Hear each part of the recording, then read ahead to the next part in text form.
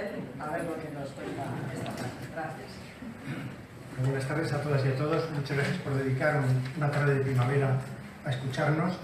Es un honor para mí estar aquí en un sitio tan grato como es Rivas, donde tengo un trocito de mi corazón, porque mis hijos han vivido aquí y porque es una ciudad que me encanta, porque representa el esfuerzo de una generación entera por hacer un mundo distinto.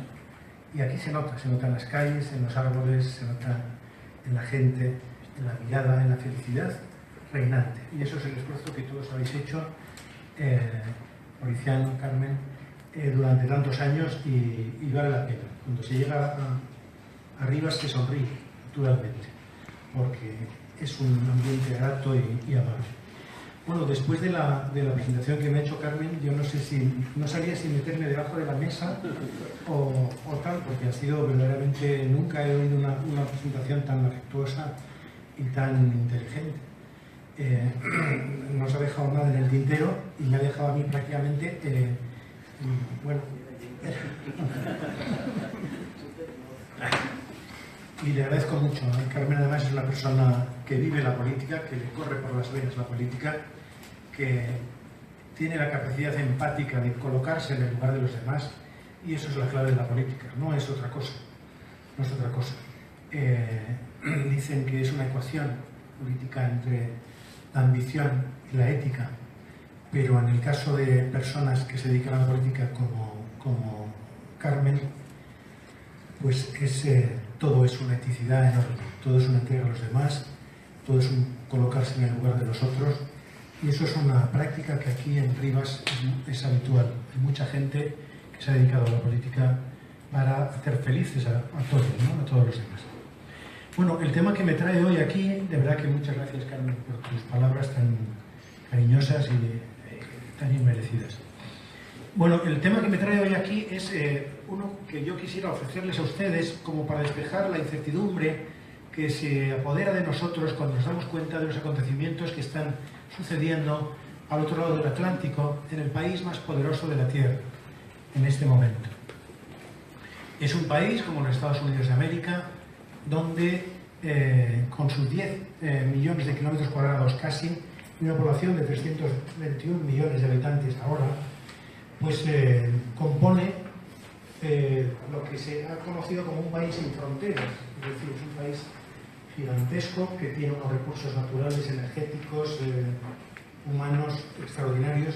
Es un país muy importante, pero que hoy en día, en función de una serie de cosas que yo quiero contarles y que me gustaría mucho que contribuyera a despejar algunas de las incertidumbres que seguro que están en sus corazones sobre qué es lo que nos va a pasar en este planeta con una situación como la que se vive en los Estados Unidos, pues me gustaría comentarles eso, una serie de pinceladas sobre cómo se ha producido la llegada de Donald Trump a la presidencia de los Estados Unidos, cómo es el personaje y qué futuro nos puede aguardar de una personalidad como la suya. Bueno, antes que nada yo quisiera decirles que en mi libro, como ha comentado Carmen, bueno, se habla de los prolegómenos que han preludiado la llegada de Donald Trump al poder. Y en esos prolegómenos está la explicación casi al 80% de lo que ha sobrevenido ahora. Hay una cosa que hay que decir, y es que a todos y a todas nos ha sorprendido la llegada de Donald Trump a la Casa Blanca. Una personalidad errática, rara, grosera, brusca, tosca, en el país más importante del mundo, en el terreno geopolítico, en el terreno de la influencia, pues es un poco chocante. Pero la sorpresa es que nos sorprenda. ¿Por qué la sorpresa es que nos sorprenda su llegada al poder? Porque ya desde hace mucho tiempo en los Estados Unidos se ha estado incubando una imagen de los Estados Unidos que no corresponde a la realidad. Si ustedes se fijan, el principal vehículo que han utilizado los Estados Unidos para exhibirse en el mundo ha sido Hollywood. En Hollywood no hay una sola película de los centenares de películas que vemos donde no aparezca una nevera llena de alimentos, unos coches enormes, todos los negros son jueces del Tribunal Supremo, todos prácticamente. Es decir, es la prosperidad absoluta, quintaesenciada, llevada al extremo. Y eso, y es lo que ha determinado el triunfo de este señor, de Donald Trump, eso es mentira, eso es falso. Y este señor lo ha denunciado, y es lo que le ha llevado precisamente en el terreno de la movilización de las emociones que él ha hecho, le ha llevado a la Casa Blanca. ¿Por qué? Pues porque hay una sensación que describe Sigmund Freud comentando El hombre de arena, que es un libro de E.P. Thompson, el que da origen a E.T., el personaje que toma Spielberg para hablar de E.T. Bueno, pues en El hombre de arena se habla de una cosa, y es cuando es una sensación muy compleja, pero muy mórbida, es cuando creemos que algo es familiar, es entrañable, es propio, es nuestro, y eso se desentraña, se convierte en algo impropio, en algo no familiar, se extraña, se produce una generación de pánico, aparece el espanto. Nos ha pasado a veces con personas que creíamos que eran de una manera y resulta que no son así. Entonces eso produce una conmoción, incluso anímica, muy profunda. Bueno, ¿qué es lo que ha hecho Donald Trump? Lo que ha dicho cuando en su lema electoral dice América, vamos a hacer América grande de nuevo. ¿Qué pasa? ¿Que no es grande? Parece que para Trump no es grande, pero tampoco es pequeña. Entonces, ¿qué es América? América es otra, es distinta, no tiene nada que ver con la imagen, con el arquetipo, con el estereotipo que Hollywood ha creado de la felicidad, de la prosperidad, etc. ¿Por qué? Porque la América norteamericana de los Estados Unidos tiene hoy 44 millones de pobres de solemnidad. 44 millones de 320. Tiene una clase media que no se atreven a llamarle clase obrera allí. Fíjense cómo es la cosa. La corrección política impide hablar de clase obrera, clase trabajadora, y se habla de clase media. Bueno, pues la clase media de allí está golpeada por una crisis económica inducida por los bancos y por los políticos que han jugado desde Wall Street a favor del enriquecimiento desaforado, desproporcionado del clan de los superricos, que en el mundo hoy son 2.300 personas que acumulan una renta aproximada al 70% de la riqueza existente en dinero, en capital. Pero no obstante, no creo que la riqueza sea el dinero, pero creo que la riqueza está en el trigo cuando crece, está en sus manos, en sus mentes, cuando trabajamos, cuando nos ponemos a transformar las cosas. Pero bueno, esos súper ricos que han expoliado el mundo desde la crisis de Lehman Brothers, que se produjo entre el 2007 y el 2008, esos súper ricos, 2.300 personas concretamente, han generado la ruina material, la ruina vivencial, la ruina habitacional, educacional, sanitaria, de decenas de millones de personas, no solo en los Estados Unidos, sino en todo el mundo, por una crisis financiera basada, como ustedes saben, en las hipotecas basura, etc. Bueno, en este contexto de crisis y en este contexto determinado también por otro fenómeno muy importante, que es el atentado contra las Torres Gemelas en Nueva York el 11 de septiembre del año 2001, en ese contexto se produce en los Estados Unidos una conmoción tremenda. Hay 3.000 víctimas, como ustedes saben. Hay unos aviones que se convierten prácticamente en proyectiles teledirigidos contra dos torres donde hay gente que está trabajando. Como digo, hay 3.000 víctimas. Es un atentado bastante extraño. Hay flecos todavía por averiguar, por saber. Pero el caso es que eso genera una conmoción espiritual, moral, profunda de la sociedad norteamericana, porque son los emblemas, además, del capitalismo, las dos torres gemelas que caen. A mí me contaba el arquitecto recién fallecido, se llamaba? Antonio Lamela, gracias Carmen. Me contaba que él había construido el rascacielos de la Plaza de Colón, por ejemplo. Me decía que estaba absolutamente obnubilado por la puntería, la accuracy, la puntería que habían tenido los pilotos a la hora de dar en el lugar donde iba a caer la torre y a procurar los efectos que causó. Es decir, él establecía que esta gente que utiliza esos aviones tiene unos conocimientos técnicos extraordinarios. Habían estudiado la torre perfectamente, que posiblemente eran ingenieros. Y lo más grave de todo, yo asistí unos días después de las torres, bueno, unas semanas después del atentado de las torres, a un simposio internacional sobre el atentado contra las Torres Gemelas de Nueva York. Y ahí consejeros y miembros de departamentos de inteligencia de países como Inglaterra, como Francia, como Alemania, incluso como Estados Unidos, tenían una certeza, y es que esto no se reconocerá nunca, pero tenían la certeza de que esos pilotos que atentan contra las torres son pilotos que están siendo recibidos para recibir instrucción como pilotos militares oficialmente por parte de los Estados Unidos.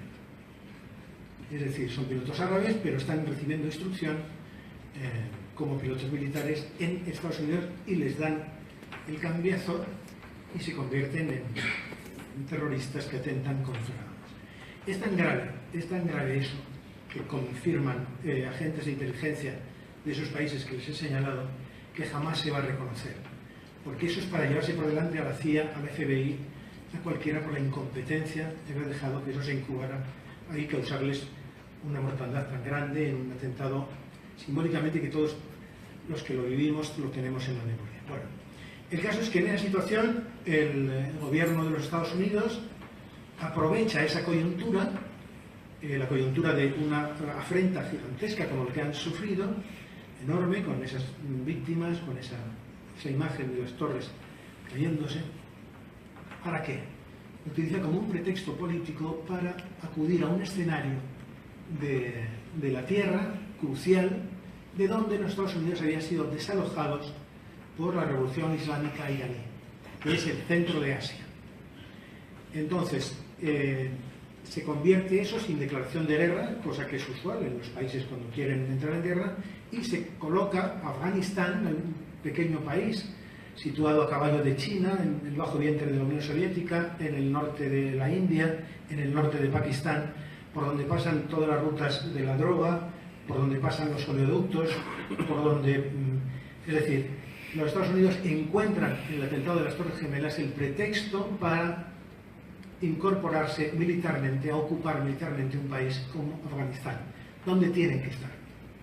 Estados Unidos piensa que tiene que estar y utilizan esa coartada.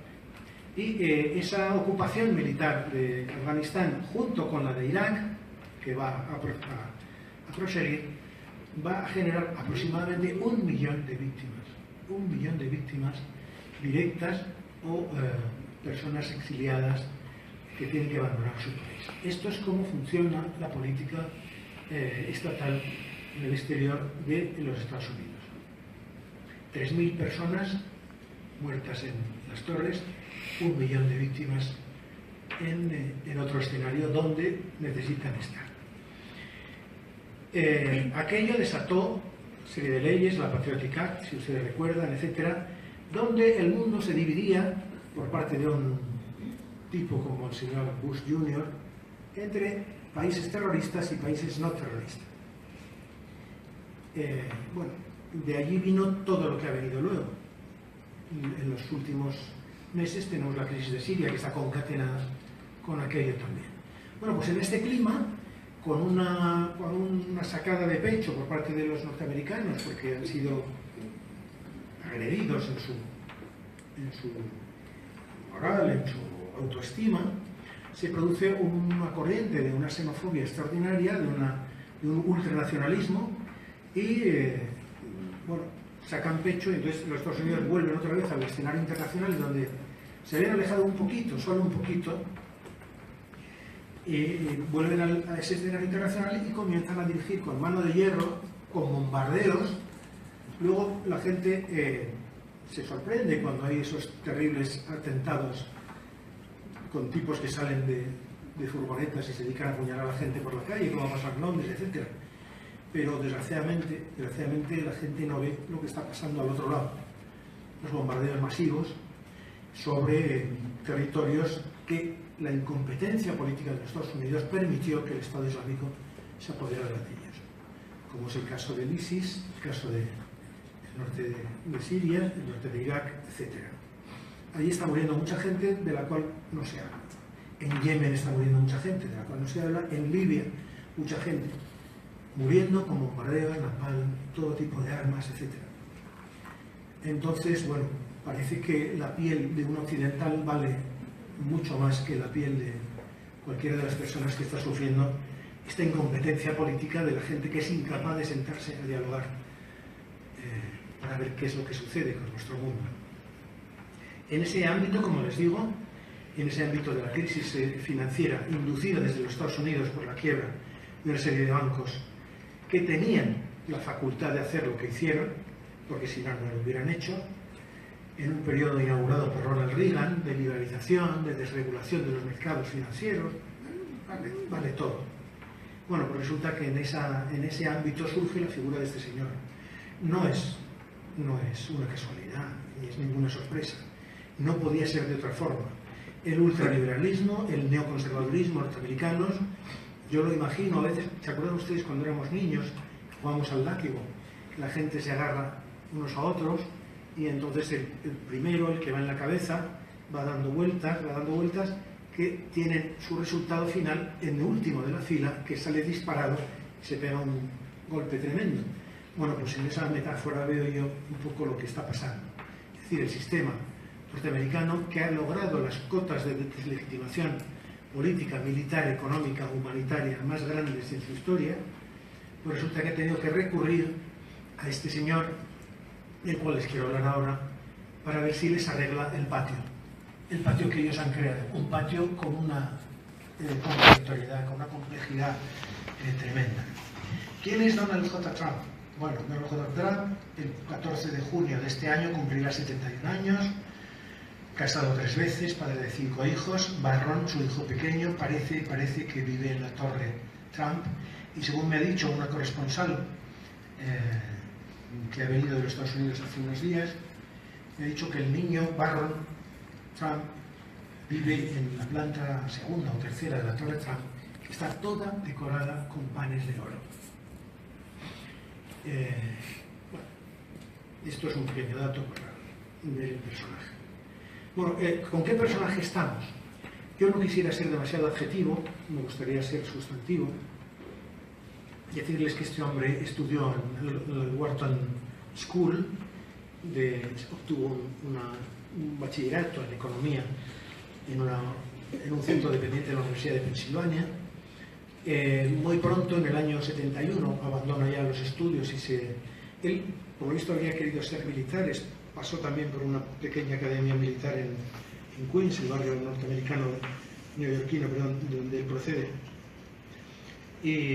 Pero bueno, ahí se quedó y a los 21 años la familia le llama para que se haga cargo de una sociedad de bienes raíces que tiene su familia, que se llama Elizabeth Trump and Brothers, y ahí empiezan sus negocios. Empieza a hacer unos negocios inmobiliarios sobre todo, y empieza a construir torres, hoteles, casinos, campos de golf por todos los Estados Unidos. Hace una fortuna considerable, se arruina un par de veces, pero consigue nuevamente remontarse, y su fortuna hoy frisa los 4.500 millones de dólares, según unos, otros dicen 3.700, pero figura en las 324 fortunas del mundo y las 113 de los Estados Unidos.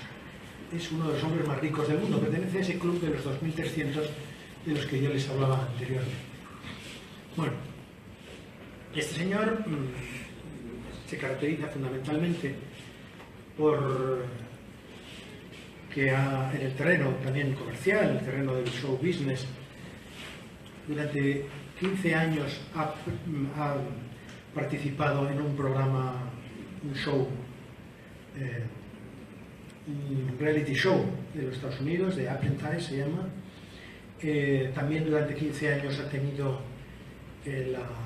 ha sido el mentor y el propietario del concurso Miss Universo y Miss América. Fíjense ustedes qué credenciales, ¿verdad?, para acceder a la política del país más importante del mundo. Y bueno, se ha dedicado a meter mucho dinero en campañas electorales de demócratas, republicanos, jugó la baza del reformismo también de un candidato que hubo por ahí, y en último término pues se decidió a meterse en la campaña electoral como candidato del Partido Republicano. El Partido Republicano tiene un cacao encima extraordinario, perdón por una frase tan coloquial, pero tiene un ala de extrema derecha, el Tea Party, tiene un ala centrista, tiene un ala más razonable, pero es un verdadero desastre ideológico, etc. Y el desastre ideológico del Partido Republicano y del Partido Demócrata también tiene mucho que ver con el desarrollo del pensamiento en los Estados Unidos. El desarrollo de la filosofía en los Estados Unidos no ha pasado del pragmatismo. Nunca ha remontado la filosofía analítica. Nunca se ha planteado lo que era el existencialismo, lo que era el estructuralismo, lo que era el marxismo. Es decir, es verdaderamente desde el punto de vista filosófico, si hay algún filósofo aquí que me contradiga, pero es realmente una pena que el pensamiento, con un sistema académico como el que tiene, el extraordinario pensamiento norteamericano, que ha inficcionado a toda la clase política, no sea capaz de trascender la idea de que todo lo que no es útil no sirve, que es más o menos la clave del pragmatismo. Entonces, claro, todo lo que tiene que ver con la moral, con las ideas, con los ideales, salvo algunas comunidades, ¿no?, de los Estados Unidos, como la comunidad ecologista, que libra una batalla tremenda, pues nunca ha medrado y tienen una infantilización de la opinión pública norteamericana que es verdaderamente inquietante. Nadie sabe allí dónde está España, se cree que está a orilla de México, nadie tiene una idea de lo que es el mundo, y sin embargo los Estados Unidos tienen una presencia mundial. Entonces solo los militares que han viajado al extranjero tienen una concepción del mundo tal como es. Además, a la historia de los Estados Unidos reciente, pues se une lo que han hecho en América Latina, ¿no? ¿Qué han hecho los Estados Unidos en América Latina desde los años 50, cuando dan el golpe de Estado que derroca a Jacobo Arbenz, un progresista, un militar progresista, lo hemos puesto como las de la tele, ¿sí? Bueno, ¿qué hacen en América Latina? Pues en América Latina establecen directamente o indirectamente a través de las oligarquías locales sistemas de dictaduras sangrientas que acaban prácticamente con la clase obrera, la eliminan directamente, eliminan los sindicatos en muchos países o los yugulan de una forma terrible, acaban con las comunidades indígenas. Todo esto hasta entre los años 50 y prácticamente los años 90. Esta es la política exterior norteamericana con relación a América Latina. Menos mal que en los últimos años, en América Latina, como estaban empantanados con el tema de Irak y con el tema de Afganistán, pues dejaron un poco tranquila América Latina cuando se ha producido un verdadero despertar de la izquierda, una recomposición de la clase obrera a escala continental. Ha habido países como Brasil, como Argentina, como Chile, como Venezuela, como Ecuador, como Bolivia, que han levantado cabeza y han llevado a sus cúspides a gobiernos democráticos con ganas de transformar las cosas y acabar con los regímenes sangrientos instalados a sangre y fuego por los Estados Unidos de América desde su escuela de las Américas en Panamá, que era el que formaba a los dictadores, a las policías políticas, a los servicios de inteligencia, etc.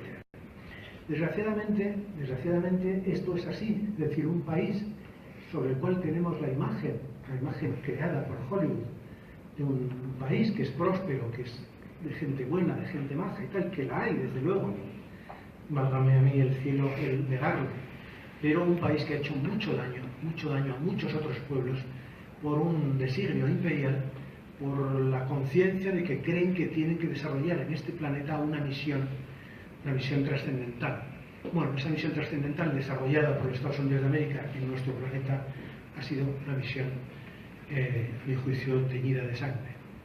Desgraciadamente, esa comunidad académica tan boyante, etcétera, esos grupos ecologistas que están luchando profundamente por conservar el medio ambiente en los Estados Unidos. Les recuerdo, por ejemplo, que los primeros teóricos del ecologismo se nutrieron de la experiencia de los indios, de los pieles rojas norteamericanos, por su respeto extraordinario a la ecología, al medio ambiente, a las aves, a los pájaros, al agua, a los ríos. En ese espíritu de respeto al medio ambiente, los ecologistas, los teóricos de la ecología, fundamentaron buena parte de sus conocimientos, ¿no? Y es ese pueblo, el pueblo indio, el que fue masacrado, exterminado en una expansión loca hacia el oeste norteamericano durante el siglo XIX. Con la fiebre del oro ya se produce ya el desbordamiento terrible. Es muy trágica la historia de los Estados Unidos, pese a que la imagen que ellos han creado sabiamente, la imagen, eso ya les digo, de un país próspero, de un país con gente extraordinaria y un ejército extraordinario también. Bueno, ese ejército tiene 865 bases a lo largo del mundo. Bases, nosotros tenemos aquí en Morón y en Rota, tenemos aproximadamente unos 3.500 soldados norteamericanos.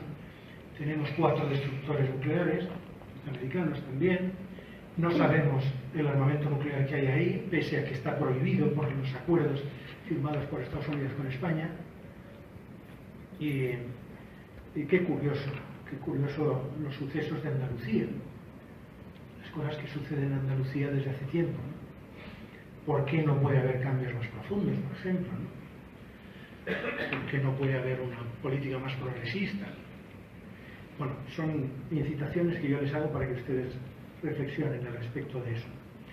Bueno, nosotros aquí en nuestro país pues aguantamos en esa política norteamericana. Aquí había un problema grave en nuestro país. La derecha conservadora, histórica, no soportaba a los norteamericanos desde el expolio del Imperio Español, cuando se quedan con Cuba, Puerto Rico, Filipinas, en el 98. Y la izquierda tampoco soportaba a los norteamericanos, porque en el año 59 viene aquí Dwight D. Eisenhower, presidente norteamericano, y le da un abrazo a Franco que implica más o menos que tiene vía libre para seguir en el poder. Es decir, ni la izquierda ni la derecha soportaban a los Estados Unidos de América. Pese, hay que decirlo también, que algunas personas de este país se portaron maravillosamente con niños españoles durante la Guerra Civil, los mormones concretamente.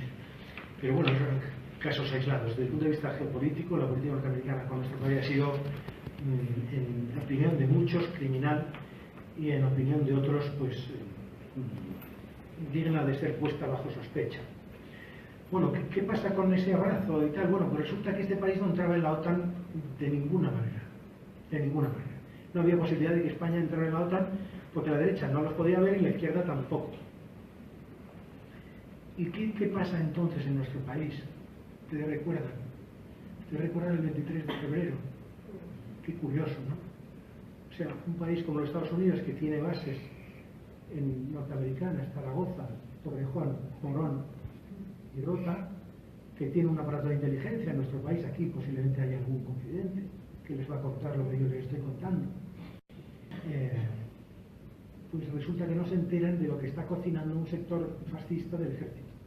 Y resulta que se produce un golpe de Estado que llena de pánico a este país de la noche a la mañana, y resulta que se piensa en el ritornelo terrible del franquismo, se piensa en qué es lo que pasa en nuestro país con eso. Bueno, pues el 23F sirvió para meter el miedo en el cuerpo de nuestro país, tanto a la derecha como a la izquierda, para que, aunque fuera tapándose la nariz, se votara en el referéndum sí a la OTAN.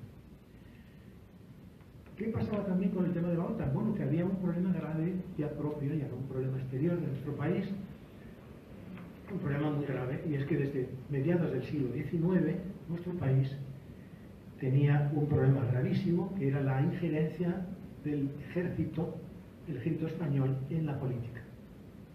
La injerencia permanente, golpes de Estado, pronunciamientos, putsch, etc.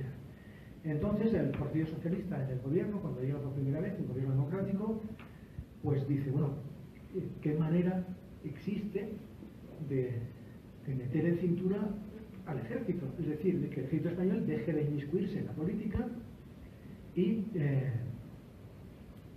se limite a hacer lo que el poder civil legalmente constituido dice. Y entonces les ocurre que la función fundamental es meter a España en una estructura militar donde se contribuya a aseptizar, a neutralizar políticamente al ejército. Entonces, yo creo que no es de mala fe, pero el PSOE cae en esa pequeña trampa, creyendo que es que metiéndonos en la OTAN nuestro país va a conjurar el peligro del golpismo, olvidando que estando en la OTAN países como Turquía y como Grecia habían tenido sendos golpes de Estado y sendos regímenes militares durante mucho tiempo. Los coroneles bueno, pues ahí estamos, ¿no? Entonces en nuestro país también hemos sufrido durante la Guerra Fría, hemos padecido el hecho de que como Franco era muy anticomunista y los malos eran los comunistas, pues había que alinearse como fuera con España por parte de los Estados Unidos y meterle en la coalición de la Guerra Fría. Y entonces estamos en la Guerra Fría y la sufrimos durante todo ese tiempo aguantando un dictador que todos ustedes saben, y más en Rivas se sabe más, lo que hizo con nuestros abuelos, con nuestros padres, etc. Y que 100 y pico mil de ellos todavía están, como ustedes saben, en las fosas de las carreteras, ¿no? Bueno, vamos a la personalidad de Donald Trump. Perdón, porque a veces me he extendido mucho y quizá le estoy dando... Quiero ser breve, porque me gustaría mucho conversar con ustedes de muchas de las cosas que le estoy diciendo. Bueno, Donald Trump.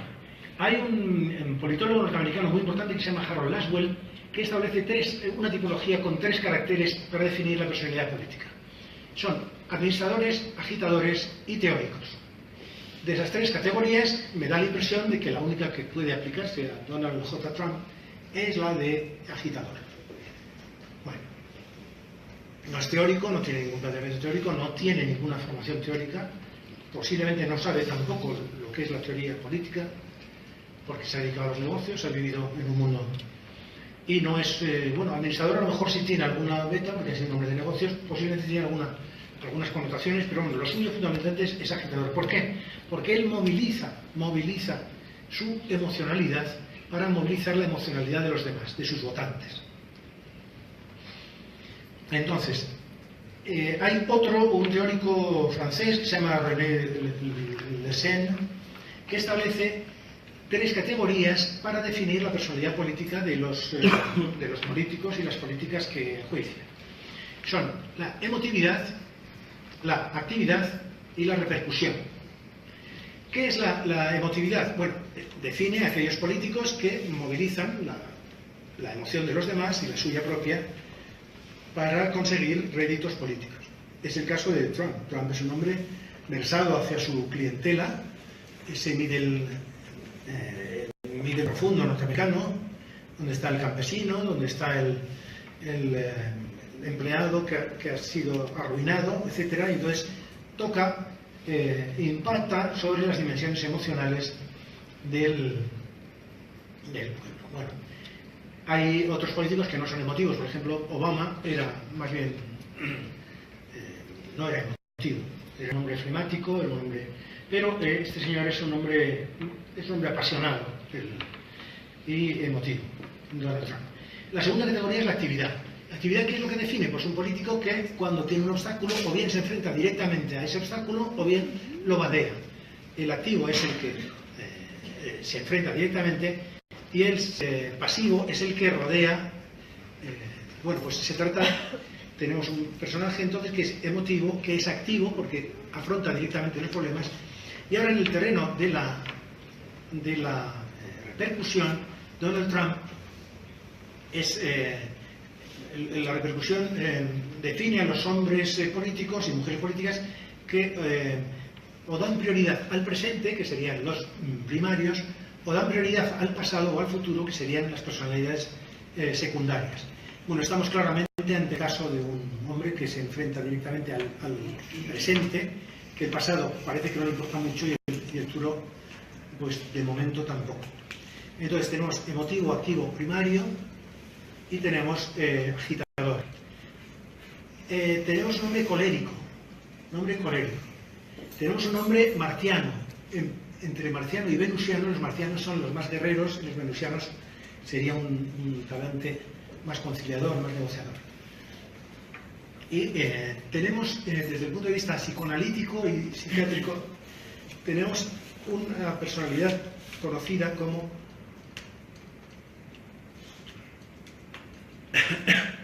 hipertímica. La hipertimia se caracteriza por fases consecutivas e incontroladas de euforia o de disforia. Euforia, es decir, un estado de agitación, de exaltación de la personalidad, y disforia, que es la irritabilidad. Es un hombre irritable. Pero ¿cuál es, a mi juicio, la característica más singular desde el punto de vista de un político de Donald J. Trump? Es el simplismo. Es el simplismo. Está en la cúspide del país más complejo de regir del mundo, porque es el más poderoso, porque es el que tiene más recursos, porque es el más influyente, y resulta que tiene fórmulas como la de acabar con el problema de México, de la inmigración, colocando un muro de 3.125 kilómetros, 1.100 de los cuales están construidos, y hacerle pagar 21.000 millones de dólares que cuesta el muro a México. Tienen ustedes qué manera de solucionar los problemas. El problema, el muro, etc. Esa es la capacidad teórica del gran dirigente mundial. Bueno, ese simplismo es gravísimo en la situación en la que nos encontramos. ¿Qué hay, por así decirlo, si cabe, en mi opinión? Esto es una opinión, naturalmente, como casi todo lo que le estoy diciendo. Algunas cosas son información, pero el resumen general está sesgado por la interpretación que yo les estoy dando. ¿Qué hay posiblemente positivo en este hombre? Bueno, pues hay una cosa, y es que él tiene el criterio de reindustrializar el país, de volver a dar a la industria Bueno, esto desde el punto de vista de la clase trabajadora, pues es un fenómeno interesante. Y desde el punto de vista internacional, ¿qué podría tener interés? Bueno, puede tener interés el coqueteo que se trae con Vladimir Putin. ¿Por qué? Este coqueteo con Vladimir Putin, ¿por qué? Porque Rusia ha dejado de ser un país comunista. Entonces Rusia es un país paleocapitalista que quiere integrarse directamente en los circuitos del mercado como cualquier otro país.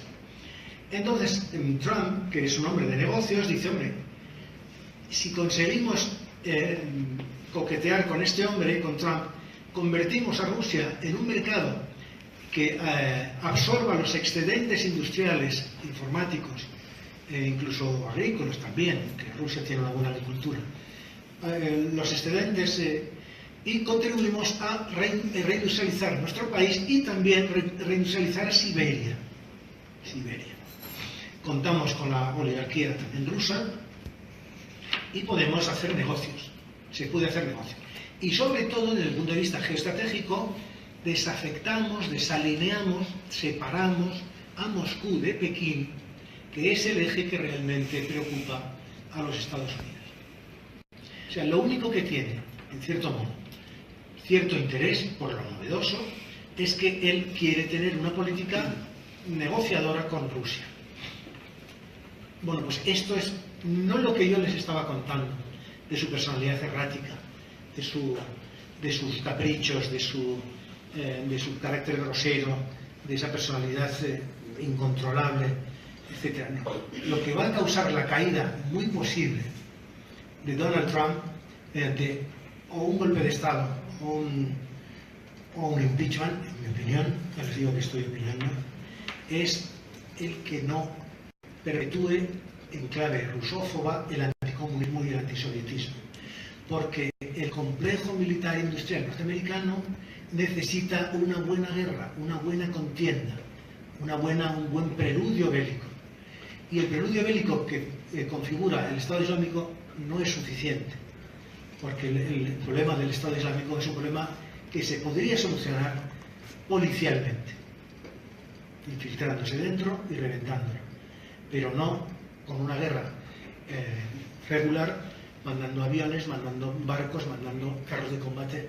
Pero alguno de ustedes sabe, ¿ha visto alguna vez que el Estado Islámico tenga aviones, tenga barcos, tenga carros de combate? lo que vemos son Toyotas con ametralladoras encima. O sea, hay que mandar a la sexta flota para combatir eso, por favor. Es decir, es que clama al cielo, ¿no? Entonces, como esa guerra ya no es suficiente, y todo el mundo sabe que esa guerra no es suficiente, necesitan perpetuar la Guerra Fría, que durante 40 años ha estado presidiendo tal. Necesitan seguir convirtiendo a Rusia, que ya no es un país comunista, en el enemigo y en el eje del mal. Bueno, ¿quién va a pagar los platos rotos de eso? Europa. ¿Quién va a pagar los platos rotos de esa? Nosotros, que ya hemos sufrido en Europa 2 guerras mundiales con un saldo de 50 millones de muertos aproximadamente. Quieren traer otra vez el conflicto aquí. ¿Por qué no negociar? ¿Por qué no hablar? ¿Qué pintan los soldados ahora que se van a Estonia, a Letonia también? ¿Qué pintan los soldados españoles, los carros de combate en la frontera con los rusos? ¿Qué pintan? Porque la OTAN quiere sacar pecho ante Trump, que no está muy de acuerdo en que la OTAN la sufrague solo los Estados Unidos. ¿Comprenden? Es decir, yo con esto no quiero abrumarles, ni mucho menos, pero luego que me perdonen por mi exceso un poco de pasión hoy. Estoy en un sitio grato y me siento bien para poder ser explícito.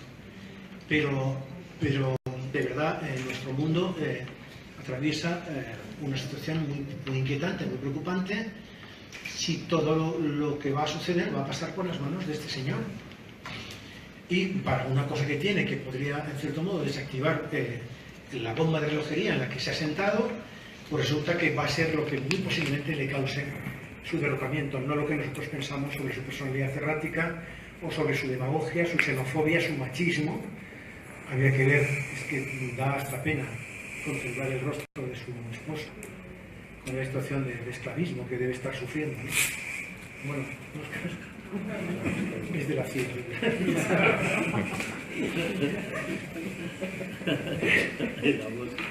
Bueno, entonces, de todas estas cosas yo hablo en este libro que he hecho con mucha pasión, pero con mucho rigor también, sobre todo. Yo estuve muchos años destinado en el Medio Oriente, en el periódico, en África Negra, en el Magreb. He cubierto varios conflictos bélicos. He sacado la conclusión de que la guerra no sirve para nada, nunca arregla nada. Y bueno, quise poner los conocimientos que había, de los que me había pertrechado en los escenarios, al servicio de la gente. La geopolítica, como bien ha explicado Carmen, una disciplina que versa sobre el poder político vinculado al territorio. Y entonces el poder político vinculado al territorio hoy está ampliado ya a la exosfera, es decir, al mundo del espacio, y a la infraesfera, ¿no? Que sería el mundo subterráneo donde se genera la riqueza energética. En esos dos escenarios más, además del territorial, se está produciendo una guerra profunda, la guerra por las materias primas y la guerra por el control del espacio. El espacio está militarizado, tenemos un montón de satélites militares por encima de nuestras cabezas, y entonces en vez de utilizar el espacio para buscar una alternativa a nuestro mundo, que ecológicamente puede entrar en colapso en los próximos 50 años, en colapso irreversible, pues se dedican a colocar armas nucleares, espejos y rayos láser y llevar la guerra nuclear al espacio. Bueno, ¿hay alternativa? ¿Hay salida? Sí. ¿Cuál es la salida? Pues la salida es que este señor rectifique, que haga una política sensata, que se deje aconsejar por la gente que sabe, que también hay gente que sabe en su país, tiene todos los medios para saberlo, que se dedique a negociar. Él es un comerciante, a lo mejor puede entenderse con los chinos, pero hay una última cosa que yo quisiera decirles. Miren ustedes, en los Estados Unidos sufrieron una guerra civil. Las guerras civiles tienen un periodo larguísimo de memoria y desmemoria. La guerra civil norteamericana se desarrolló entre 1860 y 65. Hasta el año 1975, el general Robert J. Lee, general sudista, general de los confederados, no fue rehabilitado, no pudo ser enterrado en Estados Unidos. 100 años después. ¿Qué significa eso? Que en el interior de los Estados Unidos el pánico total, el miedo total es a una guerra civil. ¿Por qué? Porque las contradicciones que hay en los Estados Unidos son enormes. 44 millones de pobres, como les decía, el norte industrial y el sur agrario siempre han tenido desencuentros, porque son modos de entender incluso la vida diferentes. Los ricos contra los pobres, los caucásicos contra los inmigrantes, todas las contradicciones norteamericanas, intramuros, la llegada de Donald Trump al poder. Entonces, ¿qué es lo que va a suceder? ¿Cuál es lo que suele pasar cuando un país teme una guerra civil? Busca un conflicto exterior. ¿Qué conflicto exterior suelen buscar los países cuando están así? Los de menos costo, los que les cuesten menos. ¿Cuál es el conflicto que hoy pueden mantener los Estados Unidos que les cueste menos? Menos efectos de imagen. Pues yo no les puedo decir, pero parece que Corea lleva algunas papeletas. Y uno de los misiles que lanza, todos son neutralizados, etc. Es decir, parece que... Pero Corea no es Corea, Corea es China. China tiene un enorme ascendiente sobre Corea del Norte. Si China le dice a Corea del Norte, quédate quietecita, Corea del Norte se queda quieta. ¿Quién está jugando a qué? Están jugando el ratón y el gato los Estados Unidos y China, que son los dos poderes que van posiblemente a enfrentarse. Entonces, ¿cuál sería el escenario idóneo para que los intereses de los Estados Unidos se vieran gratificados, sacara ese pánico que tiene a una guerra civil, a un conflicto exterior y dañara mucho a sus potenciales rivales? Sería, sin lugar a dudas, en mi opinión, un conflicto entre los rusos y los chinos, para que entre ellos mismos se pelearan, se dañaran, etc., y poder ellos, en cierto modo, erosionar mutuamente a los dos. Eso es una hipótesis, naturalmente. Pero bueno, yo lo que les quiero decir es que la geopolítica es una ciencia que nos pertenece a ustedes y a mí, pertenece a los ciudadanos, no puede estar en manos solo de militares, no puede estar en manos solo de diplomáticos, independientemente de que sean o no buenos profesionales. Es una ciencia que nos pertenece, que tenemos que estudiar y tenemos que transformar, en mi opinión, en esa clave crítica, en una clave que no sea utilizada, porque la geopolítica fue utilizada por los nazis, por ejemplo, para justificar su expansión, su imperialismo, su sujeción y su sumisión a otros países de su contorno, y hay que ponerla en una clave democrática, en una clave de género, en una clave de respeto a las minorías, en una clave de condonación de la deuda del sur por parte del norte, en una clave humanística, en una clave democrática, una clave de, ahora fíjense ustedes la oportunidad que tenemos en el planeta con la informática, con la telemática, de poner al servicio de la, aunque fuera solo la cuantificación de la riqueza, ahora se puede hacer. No hay posibilidad de distribuir la riqueza de otra manera si no es cuantificándola primero. No, pues ahora existe la posibilidad. Fíjense ustedes la aplicación de la informática, por ejemplo, a la toxicología, a la medicina. ¿Por qué? Es decir, la informática está beneficiando hoy fundamentalmente solo el capital financiero, a los especuladores, a los que con un teclado pueden cambiar absolutamente lo que es la vida de comunidades enteras, haciendo bajar el precio del yute, el precio del vino, el precio, jugando con los mercados de esa forma. La telemática, que es una herramienta prodigiosa, se está poniendo al servicio del capital financiero. ¿Por qué? Porque es virtual. Porque el capital financiero es virtual, como es virtual el mundo que hay detrás de las pantallas. Entonces, en vez de colocar esa herramienta para buscar incluso en el espacio una alternativa a este mundo sufriente y crear un mundo mejor, en vez de nuclearizar el espacio, ponerlo al servicio de la amistad entre los pueblos, pues está utilizando todo eso para que los especuladores, esos 2.300 gángsters que están dirigiendo al mundo, tengan cada día más dinero y generen más miseria y más sufrimiento. Yo, esto es lo que quería comentarles. Perdónenme por haberme extendido mucho y ahora me encantaría contestar a sus preguntas si ustedes quieren. Muchas gracias.